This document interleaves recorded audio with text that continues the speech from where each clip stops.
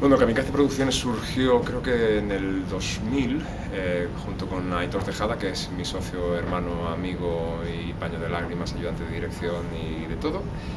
Eh, es curioso, pues nosotros empezamos haciendo cine, porque estábamos en ese momento escribiendo para televisión, y nuestros primeros proyectos fueron cortometrajes, 3 cortometrajes que rodamos entre el 2000 y el 2005, que funcionaron muy bien. De hecho, incluso hasta ganamos dinero con 3 cortometrajes, que es una cosa impensable.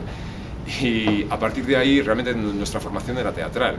Entonces, nuestra necesidad era abordar productos o material teatral, ¿no? Y de ahí fue la primera idea cuando nos tiramos al barro, que fue montar La Función por Hacer.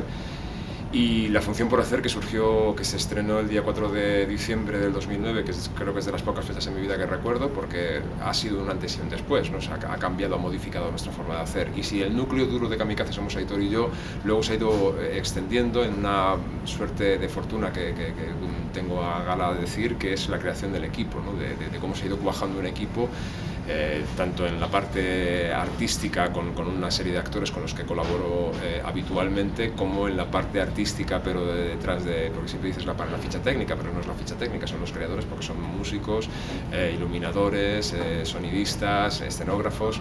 Entonces esto se ha ido agrandando y se ha ido ampliando hasta conformar una gran familia. No sé si podremos aportar o abordar de momento trabajos ajenos, que esa es el ideal. Lo que pasa que, bueno, que la vida está muy malita y nosotros somos afortunados, pero de momento todavía no pensamos en cómo abordar para otros